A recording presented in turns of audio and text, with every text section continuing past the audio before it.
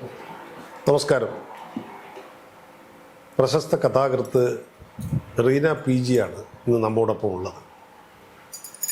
ജീവിതത്തിൻ്റെ ഇഴയടുപ്പങ്ങളും സമൂഹത്തിൻ്റെ പ്രതിബദ്ധതയുമുള്ള കഥകളാണ് റീനയുടെ കഥകളുടെ പ്രത്യേകത. ജീവിതത്തെക്കുറിച്ചും പ്രണയത്തെക്കുറിച്ചും സംഗീതത്തെക്കുറിച്ചുമൊക്കെ നമ്മോട് സംസാരിക്കുകയാണ് റീന PG. നമസ്കാരം. നല്ലൊരു മഴക്കാലത്തിൻ്റെ തുടക്കമാണല്ലോ ഈ കൂടിക്കാഴ്ച, അല്ലേ? അതെ അതെ. എങ്ങനെയുണ്ട് ഈ പ്രകൃതിയിൽ വരുന്ന മാറ്റങ്ങളൊക്കെ എങ്ങനെയാണ്? പ്രകൃതിയിൽ വരുന്ന മാറ്റങ്ങൾ നമ്മുടെ മനസ്സിനെ നന്നായിട്ട് സ്വാധീനിക്കുന്നുണ്ട്.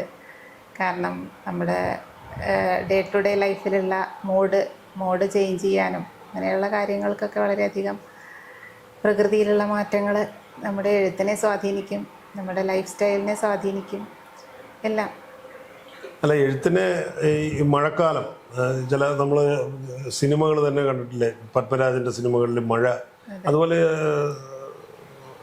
മഠത്തിൻ്റെ കഥകളിൽ മഴയും കടലും ഒക്കെ പ്രകൃതിയുടെ സാന്നിധ്യം ഭയങ്കര സജീവമാണല്ലോ. അപ്പോൾ എങ്ങനെയാണ് ഈ മഴക്കാലത്തെ എങ്ങനെയാണ് നോക്കിക്കാണുന്നത് കഥയിലൂടെ?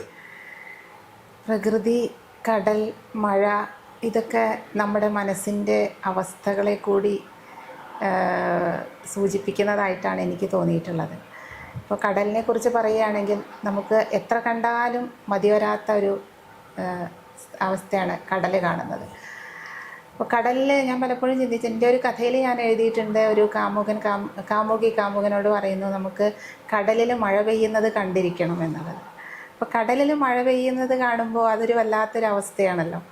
കൊട ചൂടി മണൽപ്പരപ്പിൽ നിന്നിട്ട് കടലിൽ മഴത്തുള്ളികൾ വീഴുമ്പോൾ ആ കടലിൻ്റെ ആ ഒരു ശാന്തതയ്ക്കോ അല്ലെങ്കിൽ രൗദ്രഭാവത്തിനോ ഇടയിൽ ഈ മഴത്തുള്ളികൾ വീഴുമ്പോൾ ആ തുള്ളികളുടെ ആ ഒരു അല്ലെങ്കിൽ വെള്ളത്തിൻ്റെ ആ ഒരു മുകളിലേക്കുള്ള ഒരു പൊന്തുന്നത്, ഇതൊക്കെ നമ്മുടെ മനസ്സിൻ്റെ വൈകാരിക ഭാവങ്ങളെ കൂടി അല്ലെങ്കിൽ തീവ്രമായ പ്രണയത്തിൻ്റെ ഒരു ഭാവം ഇതൊക്കെ സൂചിപ്പിക്കുന്നതായിട്ടാണ് എനിക്ക് ഫീൽ ചെയ്തിട്ടുള്ളത്.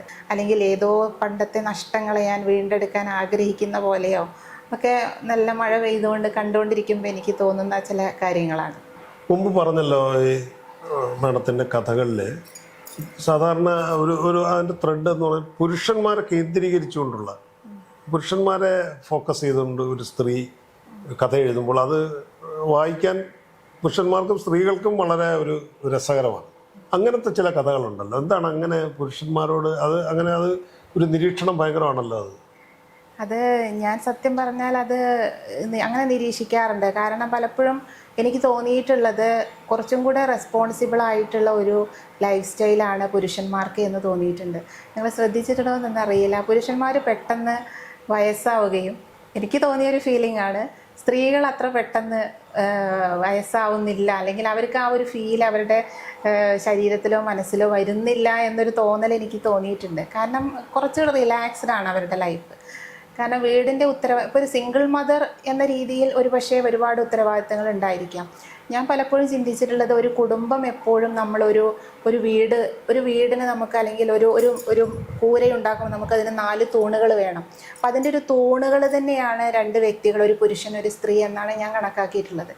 അപ്പോൾ ഒരു സിംഗിൾ മദർ കോൺസെപ്റ്റിനേക്കാൾ ഞാൻ താല്പര്യം അല്ലെങ്കിൽ ഞാൻ ഇഷ്ടപ്പെടുന്നത് കുട്ടികളെ നോക്കുന്നത് അച്ഛനും അമ്മയും ഒരുമിച്ച് നോക്കണം എന്ന് തന്നെയുള്ളൊരു കൺസെപ്റ്റാണ് എനിക്കുള്ളത്. കാരണം എപ്പോഴും ഒരു വീട്ടിൽ കുട്ടികളുടെ വിദ്യാഭ്യാസമാവട്ടെ, ആരോഗ്യപരമായ കാര്യങ്ങളാവട്ടെ, വീട്ടിലെ മറ്റ് ഉത്തരവാദിത്തങ്ങളാവട്ടെ, ഇതൊക്കെ നമ്മൾ ഷെയർ ചെയ്യുമ്പോൾ ഒരുപാട് ബാധ്യതകൾ നമുക്ക് കുറഞ്ഞു കിട്ടും.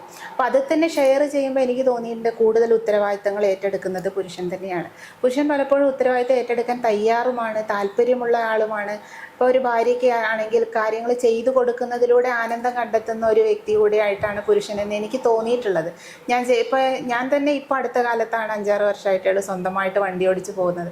അതിനു മുമ്പേ എന്നെ കൊണ്ടുവിടുന്നതും എവിടെയെങ്കിലും പോകുമ്പോൾ കൊണ്ടുവരുന്നതൊക്കെ ഹസ്ബൻഡാണ്. പക്ഷെ അദ്ദേഹത്തിന് അത് വളരെ ഇഷ്ടമാണ്. കാരണം അവർക്ക് എപ്പോഴും സ്നേഹിക്കാൻ അല്ലെങ്കിൽ കരുതൽ കൊടുക്കാൻ അല്ലെങ്കിൽ കെയറിങ് കൊടുക്കാനൊക്കെ ആഗ്രഹിക്കുന്ന വ്യക്തികളായിട്ടാണ് എൻ്റെ പുരുഷ സങ്കല്പം. അപ്പം ഞാൻ പലപ്പോഴും ചിന്തിക്കാറുണ്ട്, ഇവർക്ക് പുരുഷന്മാർക്ക് ഒരുപാട് ബാധ്യതകൾ, ഒരുപാട് ഉത്തരവാദിത്തങ്ങൾ, ഇതൊക്കെ കൂടുതലാണ്. അപ്പോൾ അവരുടെ കണ്ണിലൂടെ ലൈഫിനെ നോക്കിക്കാണുന്ന ഒരുപാട് കഥകൾ ഞാൻ എഴുതിയിട്ടുണ്ട്. സ്ത്രീകൾ ഒരു കണക്കിൽ നോക്കിയാൽ വീട്ടിലിരിക്കുമ്പോൾ നമുക്ക് സുഖമാണ്, നമുക്ക് വീട്ടിലെ കാര്യങ്ങൾ നോക്കിയാൽ മതി, കുറച്ചും കൂടിയും കംഫർട്ടാണ്. നമ്മളൊരു തണലിലാണ് ഇരിക്കുന്നത്, വെയിൽ കൊള്ളുന്നില്ല. വെയിൽ കൊള്ളുന്നത് ഞാൻ സാധാരണ വെയിൽ എന്നല്ല ഞാൻ പറഞ്ഞത്, ജീവിതത്തിൻ്റെ പ്രാരാബ്ദം ബുദ്ധിമുട്ടുകൾ ചേർന്നിട്ടുള്ള ആ ഒരു വെയിൽ കൊള്ളുന്നത് പലപ്പോഴും പുരുഷന്മാരായിട്ടാണ് എനിക്ക് ഫീൽ ചെയ്തിട്ടുള്ളത്. അപ്പം അങ്ങനെയാണ് എൻ്റെ കഥകളിലെ പുരുഷ സങ്കല്പങ്ങൾ മിക്കവാറും വരുന്നത്.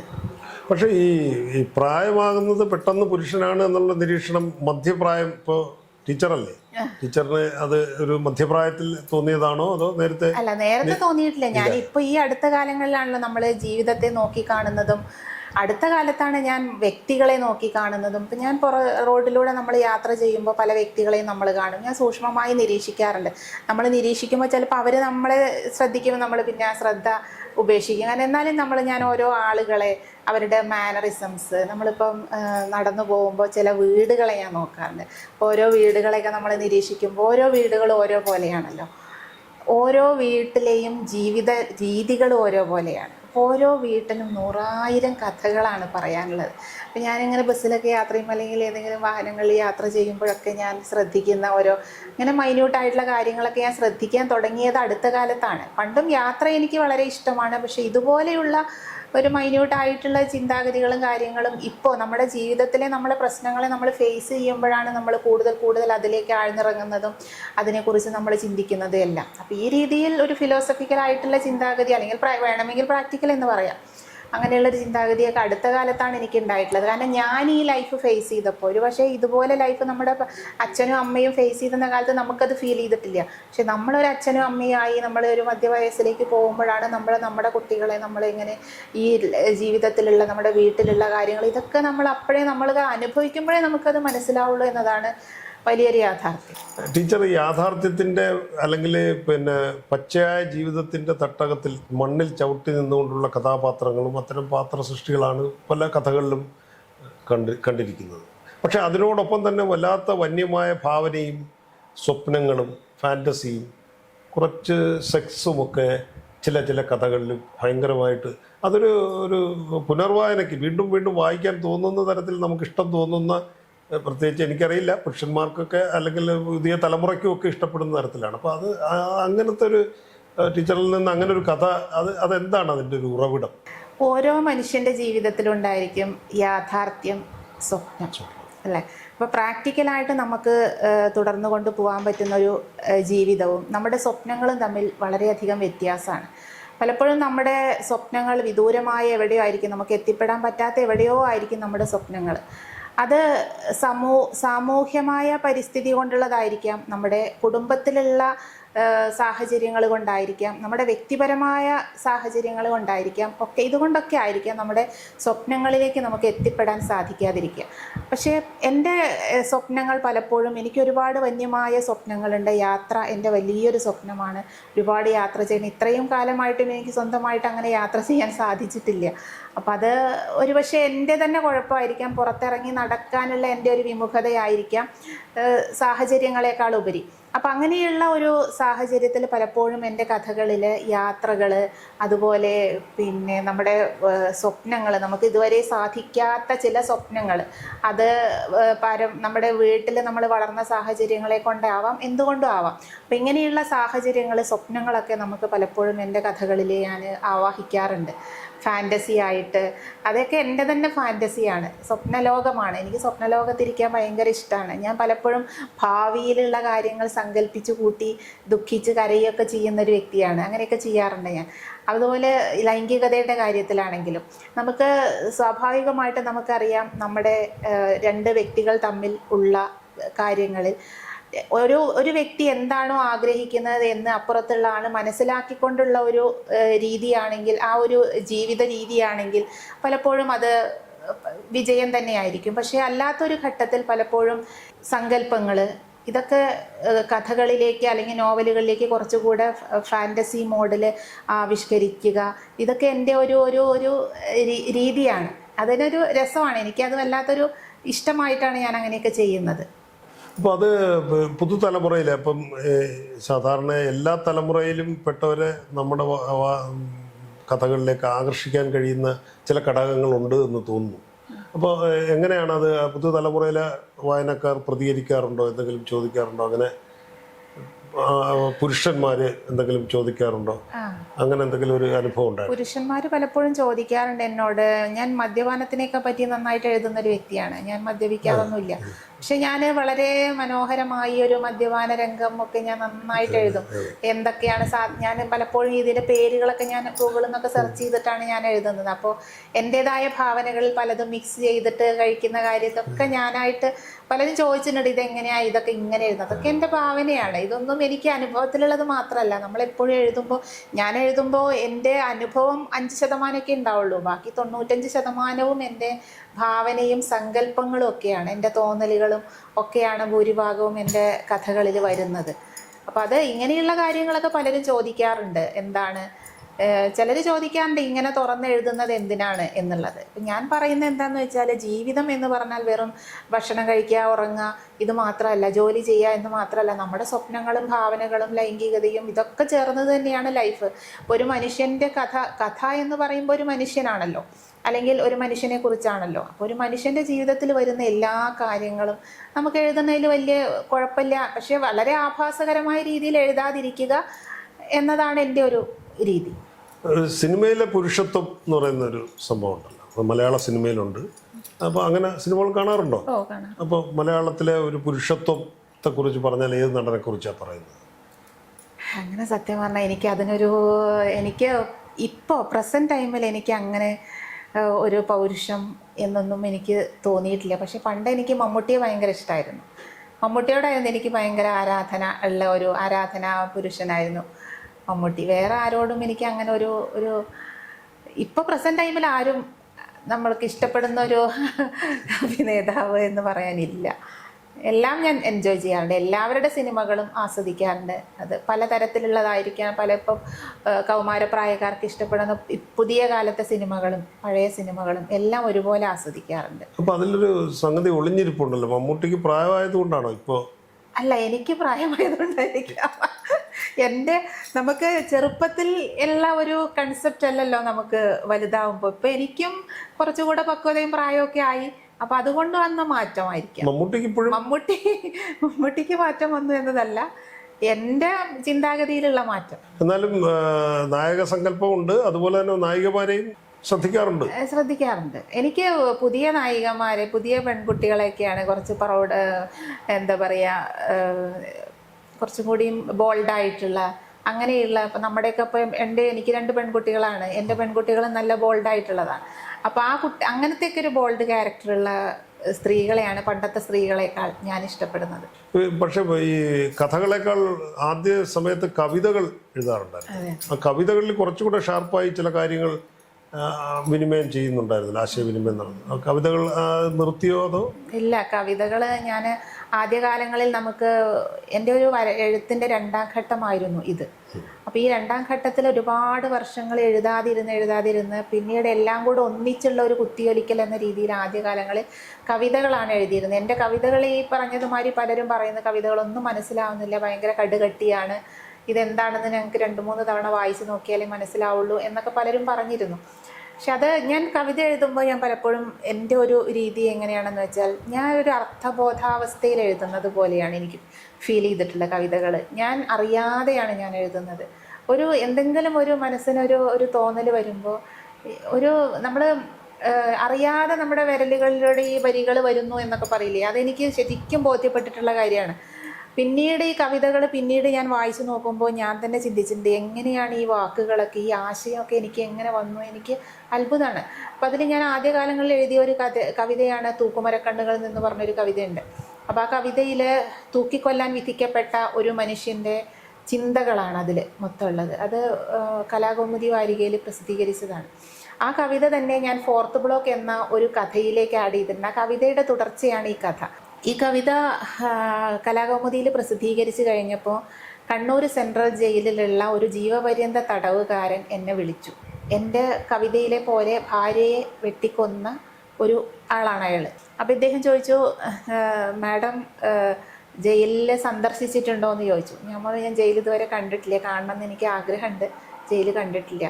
പിന്നെ എങ്ങനെയാ ഒരു തടവ് പുള്ളിയുടെ മനോവ്യാപാരങ്ങൾ ഇത്രയും ഭംഗിയായിട്ട് എഴുതിയത്? ഇത് എവിടെ ഇരുന്നാണ് എഴുതിയത്? ഞാൻ എൻ്റെ ഡൈനിങ് ടേബിളിൻ്റെ അടുത്ത് ഒരു ചെയറുണ്ട്, ആ ചെയറിലിരുന്ന് ഞാൻ അപ്പോൾ തോന്നിയ മാതിരി എഴുതിയതാണ്. അല്ലാതെ എനിക്ക് യാതൊരു ജീവപര്യന്തം തടവിലുള്ള ഒരാളെ ഞാൻ കണ്ടിട്ടില്ല, ഞാൻ അയാളോട് സംസാരിച്ചിട്ടില്ല, ഒന്നുമില്ല. പക്ഷെ അയാളത് പൊട്ടിക്കരയായിരുന്നു. എന്നിട്ട് ആ ഒരു ത്രെഡ് മനസ്സിൽ കിടന്നിട്ടാണ് ഞാൻ ഫോർത്ത് ബ്ലോക്ക് എന്ന കഥ എഴുതിയത്. ഭായ്ബസാർ എന്ന കഥാസമാഹാരത്തിലുണ്ട് ആ കഥ. 1-2 തവണ അയാൾ സംസാരിച്ചപ്പോൾ അയാളുടെ ജീവിതത്തിലെ കുറച്ച് കാര്യങ്ങളൊക്കെ അയാൾ പറഞ്ഞു തന്നിരുന്നു. അതൊക്കെ കൂടെ വെച്ചിട്ടാണ് ഞാൻ ആ കഥ എഴുതിയത്. പിന്നീട് ഈ കഥ നിങ്ങളെക്കുറിച്ചാണ് എന്ന് പറയാൻ എനിക്ക് അദ്ദേഹത്തോട് സാധിച്ചിട്ടില്ല. അദ്ദേഹം ഇപ്പോൾ കണ്ണൂരാണോ ഇനി എവിടെയാണെന്ന് അറിയൂല, എവിടെയാണെന്ന് അറിയൂല. എന്തെങ്കിലും ഒരിക്കൽ അയാളത് വായിച്ചെന്നെ വിളിക്കും എന്നുള്ളൊരു പ്രതീക്ഷയിലാണ് ഞാനിപ്പോൾ. ഈ കവിത ഞാൻ ആ കഥയിലേക്ക് ആഡ് ചെയ്തിട്ടുണ്ട്. അപ്പം യഥാർത്ഥത്തിൽ ഇപ്പോൾ ഈ കഥ എഴുത്തിൻ്റെ ഒരു ആനന്ദം അല്ലെങ്കിൽ അതിൻ്റെ ഒരു സന്തോഷം സ്വയം അനുഭവിച്ചുകൊണ്ടുള്ളൊരു പോക്കാണ് ഇപ്പോൾ നടക്കുന്നതെന്ന് തോന്നുന്നു. ഒരു സ്വപ്നജീവിയാണോ നിങ്ങൾ? മൊത്തത്തിൽ നോക്കുമ്പോൾ ഒരു സ്വപ്നജീവി പോലെയാണ് തോന്നുന്നു. ശരിയാണോ? ശരിയാണ്. ഞാനൊരു 100% സ്വപ്നജീവിയാണ് എന്ന് തന്നെ പറയാം. കാരണം സ്വപ്നങ്ങളിൽ അധിഷ്ഠിതമായിട്ടുള്ളതാണ് എൻ്റെ കഥകളെല്ലാം. ഞാനൊരു കാൽപ്പനിക ജീവിയാണ് എന്ന് കൂടെ പറയാം. ഇപ്പോൾ പ്രണയമാണെങ്കിൽ തന്നെ വല്ലാത്തൊരു കാൽപ്പനികത ആഗ്രഹിക്കുന്ന വ്യക്തിയാണ് ഞാൻ. ഒരിക്കലും റിയൽ ലൈഫിൽ സാധിക്കാത്തതായിരിക്കാം എൻ്റെ പ്രണയത്തിൽ ഞാൻ ആഗ്രഹിക്കുന്നത്. അതുകൊണ്ടായിരിക്കാം എൻ്റെ പ്രണയങ്ങളെല്ലാം തകർന്നു പാളീസായത് എന്ന് വേണമെങ്കിൽ ഞാൻ പറയും. കാരണം കാൽപ്പനികത ഒരിക്കലും പുരുഷന് അംഗീകരിക്കാൻ സാധിക്കാത്തൊരു വസ്തുതയാണ്. പുരുഷനൊരിക്കലും കാൽപ്പനികനാവാൻ സാധിക്കില്ല എന്നെനിക്ക് തോന്നുന്നു. അപ്പോൾ കാൽപ്പനികത അങ്ങേയറ്റം ആഗ്രഹിക്കുന്ന ഒരു സ്ത്രീ വല്ലാത്തൊരു അസ്വസ്ഥതയായിരിക്കും ആ വ്യക്തിക്ക്. അപ്പോൾ എൻ്റെ കഥകളിലും മിക്കവാറും ഈ ഒരു ആറ്റിറ്റ്യൂഡുള്ള സ്ത്രീകളാണ്. ഹിപ്പോലീറ്റ എന്ന ഒരു കഥയുണ്ട്. അപ്പോൾ അതിലൊരു സ്ത്രീയുടെ സ്വപ്നങ്ങളാണ് ഞാൻ എഴുതിയിട്ടുള്ളത്. ഒരു സ്ത്രീക്ക് സ്വപ്നം കാണാവുന്നതിൻ്റെ മാക്സിമമാണ് ആ കഥയിൽ. അതായത് സ്വന്തം ജീവിതത്തിൽ അസംതൃപ്തയായ ഒരു സ്ത്രീ സന്തോഷം അല്ലെങ്കിൽ ആ സ്ത്രീ ആഗ്രഹിക്കുന്ന രീതിയിലുള്ള ഒരു ജീവിതം അല്ലെങ്കിൽ കൂടി സന്തോഷിക്കാനുള്ള കുറച്ച് നിമിഷങ്ങളെങ്കിലും നൽകുന്ന ഒരാളുമൊത്തുള്ള ഒരു യാത്ര, അതാണ് അതിൽ ആ കഥയിൽ. അപ്പം അതിൽ ഒരുപാട് കാര്യങ്ങൾ, എൻ്റെ കാൽപ്പനികത അല്ലെങ്കിൽ എൻ്റെ സ്വപ്നം, ഇതൊക്കെ തന്നെയാണ് ഒരുപക്ഷെ അത് തന്നെയാണ് എൻ്റെ ജീവിതത്തെ മുന്നോട്ട് കൊണ്ടുപോകുന്നത് എന്നും എനിക്ക് തോന്നുന്നു. കാരണം വ്യക്തി ജീവിതത്തിൽ ഒരുപാട് പ്രശ്നങ്ങൾ ഉള്ള ഒരു വ്യക്തിയാണ് ഞാൻ. എങ്കിലും ഞാൻ സന്തോഷവതിയാണ്. ഉള്ള സാഹചര്യങ്ങളിൽ വെച്ച് ഞാൻ ഹാപ്പിയാണ്. അത് കുറേ സ്വപ്നം കാണൽ തന്നെയാണ് നമ്മളെ സന്തോഷത്തിലേക്ക് നയിക്കുന്നത്. നമ്മൾ റിയാലിറ്റിയിൽ പൊള്ളുമ്പോഴും നമുക്ക് എവിടെയോ ഒരു മഞ്ഞുമല അല്ലെങ്കിൽ എവിടെയോ കുറച്ച് മഞ്ഞ് തുള്ളികൾ നമ്മുടെ മൂർധാവിൽ വീഴാനുണ്ട്, നമുക്ക് തണുക്കാനുണ്ട് എന്നൊക്കെ നമ്മൾ ചിന്തിച്ചുകൊണ്ടുള്ള മുന്നോട്ടുള്ള യാത്ര, അത് സ്വപ്നയാത്ര തന്നെയാണ്. അതാണ് സന്തോഷം. യഥാർത്ഥത്തിൽ പിന്നെ സ്ത്രീയെ തൃപ്തിപ്പെടുത്താൻ പുരുഷന് പറ്റുമോ? സാധിക്കില്ല എന്നാണ് ഒറ്റ വാക്കിൽ എനിക്ക് പറയാൻ സാധിക്കുക. കാരണം രണ്ടും, ഒരു പുരുഷനാണെങ്കിലും സ്ത്രീയാണെങ്കിലും രണ്ട് ആംഗിളിൽ ചിന്തിക്കുന്ന ആളുകളാണ്. ഒരേ രീതിയിലുള്ള ചിന്താഗതിയല്ല ഒരു കാര്യത്തിലും. പിന്നെ ഒരുമിച്ച് പോകുമ്പോൾ, ഒരുമിച്ചുള്ള യാത്രയിൽ തന്നെ 100% സംതൃപ്തരായി തന്നെ പോകുന്നുണ്ടായിരിക്കും എല്ലാവരും എന്നൊന്നും എനിക്ക് തോന്നുന്നില്ല. പരിപൂർണമായും സ്ത്രീയെ സംതൃപ്തനാക്കാൻ ഒരു പുരുഷൻ സ്ത്രീയെ സംതൃപ്തനാക്കുക എന്ന് പറയുമ്പോൾ അവരുടെ ലൈഫിലെ എല്ലാ ഘട്ടങ്ങളും അതിൽ പെടും. ഭക്ഷണം, താമസം, യാത്രകൾ, ലൈംഗികത, എല്ലാം അവരുടെ ഇഷ്ടാനിഷ്ടങ്ങൾ, ഇതെല്ലാം വെവ്വേറെ ആയിരിക്കും മിക്കവാറും. പിന്നെ പരസ്പരമുള്ള ഒരു കുടുംബം എന്ന് പറയുമ്പോൾ അത് ഒരുമിച്ച് കൊണ്ടുപോകുമ്പോൾ അതിൻ്റെ ഇടയിലുള്ള ആ കുട്ടികളെ കൂടി ലക്ഷ്യം വെച്ചിട്ടാണ് പലപ്പോഴും പുരുഷനും സ്ത്രീയും സ്വന്തം ഇഷ്ടങ്ങളൊക്കെ മാറ്റിവെച്ചും മുന്നോട്ട് പോകുന്നത് എന്ന് തോന്നുന്നു. സ്വന്തം ഇഷ്ടങ്ങൾ, രണ്ട് വ്യക്തികളും സ്വന്തം ഇഷ്ടങ്ങൾ പൂർത്തീകരിക്കാനായി നടക്കുമ്പോൾ പിന്നെ ആ കുട്ടികൾ അനാഥരായി പോവുക എന്നൊരു അവസ്ഥയാണ് ഉണ്ടാവുക എന്നാണ് എനിക്ക് തോന്നുന്നത്. അപ്പോൾ കുട്ടികൾ ഉള്ള സ്ഥിതിക്ക് അവരുടെ സന്തോഷത്തിനും കൂടെ സ്ത്രീ ആയാലും പുരുഷനായാലും സമയം കണ്ടെത്തണം എന്നൊരു കൺസെപ്റ്റാണ് എൻ്റെ ഒരു ചിന്ത. അങ്ങനെയാണ്. ഇപ്പോൾ സ്വന്തം ജീവിതത്തിൻ്റെ അനുഭവങ്ങൾ, സമൂഹത്തിൽ നിന്ന് നടത്തുന്ന നിരീക്ഷണങ്ങൾ, ഇതിൽ നിന്നും സത്യം വിളിച്ചു പറയുന്ന ചില കഥകൾ, അപ്പോൾ അത് ഒരു പക്ഷേ എന്താണ് സമൂഹത്തിന് നൽകുന്ന സന്ദേശം? അത് സ്ഫോടനാത്മകമാകുമോ, അല്ലെങ്കിൽ അത് സമൂഹത്തെ മാറ്റുമോ? എന്താണ് റീനയുടെ കഥകൾ സമൂഹത്തിന് നൽകുന്ന സന്ദേശം? എൻ്റെ കഥകളിൽ ഇപ്പോൾ ചൂണ്ടക്കാരിയൊക്കെ ഒരുപാട് ചർച്ച ചെയ്ത ഒരു കഥയാണ്. ഇപ്പോൾ കഴിഞ്ഞ ദിവസം ഒരു ചർച്ചയിലും ചൂണ്ടക്കാരി എഴുതാനുണ്ടായ സാഹചര്യമൊക്കെ എന്നോട് ചോദിച്ചിരുന്നു. അപ്പോൾ ചൂണ്ടക്കാരിയിലെ ഒരു ചൂണ്ടക്കാരി മറിയ എന്നൊരു കഥാപാത്രമാണ് അതിൻ്റെ കേന്ദ്ര കഥാപാത്രം. മറിയ തൻ്റെടിയാണ്, ആളുകളുടെ കണ്ണിൽ വളരെയധികം ധാർഷ്ട്യമുള്ളവളാണ്. പക്ഷേ യഥാർത്ഥ ജീവിതത്തിൽ അവളൊരു അനാഥയാണ്, അവൾക്ക് ആരുമില്ല. അപ്പം ആരുമില്ലാത്ത ഒരവസ്ഥയിൽ അവൾ സ്വയം തീർത്ത ഒരു പ്രതിരോധമാണ് ആ തൻ്റെ ഇടം. ആ പ്രതിരോധം, സ്വയം തീർത്ത പ്രതിരോധത്തിനുള്ളിൽ അവൾ ഒരു ഇളനീർ വെള്ളം പോലെ നൈർമല്യമുള്ള ഒരു സ്ത്രീയുമാണ്. പ്രണയിക്കാൻ ആഗ്രഹിക്കുന്ന, പ്രണയം കൊതിക്കുന്ന ഒരു സ്ത്രീയുമാണ്. ആഗ്രഹിക്കുന്ന രീതിയിൽ അവൾക്ക് പ്രണയം കൊടുക്കുന്നില്ല. അവളെ പ്രണയിക്കുന്ന ഒരു ആൻ്റപ്പൻ എന്നൊരു വ്യക്തിയുണ്ട്. അവൻ്റെ കയ്യിൽ നിന്നും അവൾക്ക് യഥാർത്ഥ രീതിയിലുള്ള പ്രണയം കിട്ടുന്നില്ല. പ്രണയം എന്ന് പറയുന്നത് മാനസികമായിട്ടുള്ളൊരു പ്രക്രിയയാണ്, ഒട്ടും ശാരീരികമായ പ്രക്രിയയല്ല പ്രണയം. സ്ത്രീ എപ്പോഴും ആഗ്രഹിക്കുന്നത് മാനസികമായ സന്തോഷം, അല്ലെങ്കിൽ ആ ഒരു മാനസികമായ പ്രക്രിയ, അതാണ് പ്രണയം. സ്ത്രീ ആഗ്രഹിക്കുന്ന പ്രണയം, പുരുഷൻ ആഗ്രഹിക്കുന്ന പ്രണയം വ്യത്യസ്തമാണ്. അപ്പം എൻ്റെ കഥകളിലൊക്കെ ഒന്നും ഒരു മാറ്റം വരുത്തിയില്ലെങ്കിൽ പോലും ഒന്ന് ഇരുത്തി ചിന്തിക്കാനുള്ള എന്തെങ്കിലും ഒന്ന് ഇട്ട് കൊടുക്കാൻ ഞാൻ ഞാൻ ശ്രമിക്കാറുണ്ട്. അപ്പോൾ എല്ലാ കഥകളും, ഓരോ കഥകളും വായിച്ചു കഴിയുമ്പോൾ മനസ്സിലെവിടെയോ ഒരു കൊളുത്തി വലിക്കൽ അനുഭവപ്പെടുന്നു എന്ന് പലപ്പോഴും പല വായനക്കാരും എന്നോട് പറയാറുണ്ട്. കഥകളെല്ലാം ഇങ്ങനെ എന്തോ ഒരു വിഷമം അത് വായിച്ചിട്ട്, എന്തിനാ ഇങ്ങനെ എഴുതുന്നത് എന്ന് പലപ്പോഴും ചോദിക്കുകയാണ്. അപ്പം ഞാൻ ചിന്തിക്കുമ്പോൾ നമ്മൾ എപ്പോഴും സന്തോഷിക്കാൻ നമുക്ക് ഒരുപാട് കാര്യങ്ങളുണ്ട്. പക്ഷെ ഒരു കഥയും സന്തോഷമുള്ള രീതിയിൽ നമുക്ക് എഴുതാം. പക്ഷെ വായിച്ചു കഴിഞ്ഞാൽ അത് നമ്മുടെ മനസ്സിൽ നിലനിൽക്കണമെങ്കിൽ കുറച്ച് സങ്കടം, കുറച്ച് വിഷമം, കുറച്ച് എന്തൊക്കെയോ നഷ്ടബോധം, ഇതൊക്കെ അതിൽ വേണം. അപ്പം അങ്ങനെയൊക്കെയാണ് എൻ്റെ ഒരു കൺസെപ്റ്റ്. അപ്പോൾ ആ രീതിയിൽ പലരും ആളുകളെ അല്ലെങ്കിൽ സമൂഹത്തെ എൻ്റെ എഴുത്തുകൊണ്ട് മാറ്റാൻ സാധിക്കുമെന്നൊന്നും ഞാൻ ചിന്തിക്കുന്നില്ല. പക്ഷെ എങ്കിലും അവരെ ഒന്ന് ചിന്തിപ്പിക്കാൻ, അല്ലെങ്കിൽ ഇതെന്താണ് എങ്ങനെ ഒന്ന് ചിന്തിപ്പിക്കാനുള്ള ഒരു ചെറിയൊരു കനൽ ഇട്ട് കൊടുക്കാൻ സാധിക്കുന്നുണ്ട് എന്നാണ് എൻ്റെ ഒരു വിശ്വാസം. അതെ, മലയാളികളെ അവരുടെ ചിന്തകളിലേക്ക് ആവാഹിക്കുന്ന കഥകൾ ചൂണ്ടയിൽ കോർത്ത് റീന PG നമ്മുടെ സമൂഹത്തിലേക്ക് ഇടുകയാണ്. വളരെ വൈവിധ്യമാർന്ന കഥകൾ. അപ്പോൾ അത് ഇനിയും തുടരട്ടെ, നമുക്ക് ആശംസിക്കാം.